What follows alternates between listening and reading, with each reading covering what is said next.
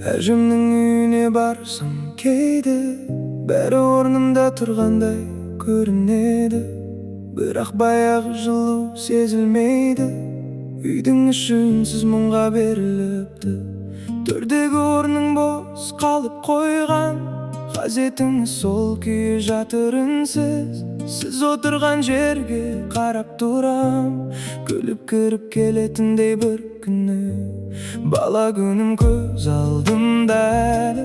Бақша жақтан көрінуші едіңіз, күннің ыстығына қарамастан еңбек қылып жүретінсіз үнсіз. Сізді көрсем көңілім көтеріліп кететін, бірден жаныңызға жүгіріп барып амандасқым келіп тұратын. Шахмат үйреткен өзіңіз едіңіз, жеңілсең де сынбауды үйреттіңіз.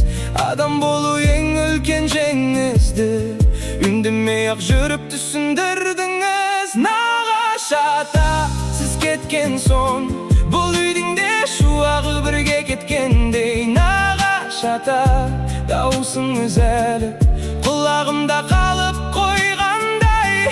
Сіздей жандар сирек болады екен, жүрегі таза, көңілі кең. Мен өмірді жақсы адамды көрсем, сізді есіме ала берем. Баланы өсіріп жеткіздіңіз, ешқайсын өмірден шет қалдырмадыңыз. Ұлдарыңыз әділ болып жетті, қыздарыңыз ибамен бой түзеді. Білім беріп тәрбие үйреттіңіз, еңбекпенен биікке жет дедіңіз. Дәрігерде шықты араңыздан, елге сыйлы азаматтар өсірдіңіз.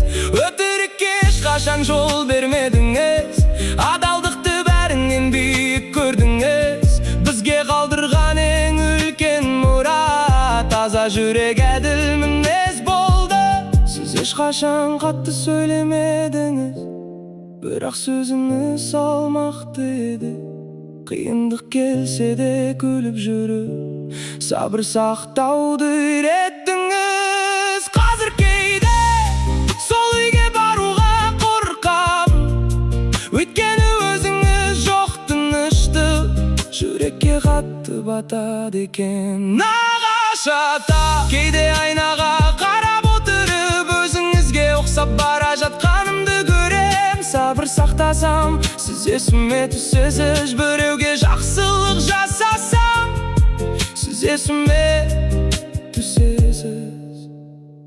Сонда түсінем, жақсы адам ешқашан жоғалмайды. Ол баласының мінезінде қалады, немересінің жүрегінде қалады, артында қалған тәрбиесінде қалады. Нағашы ата, сіз жоқ болсаңыз да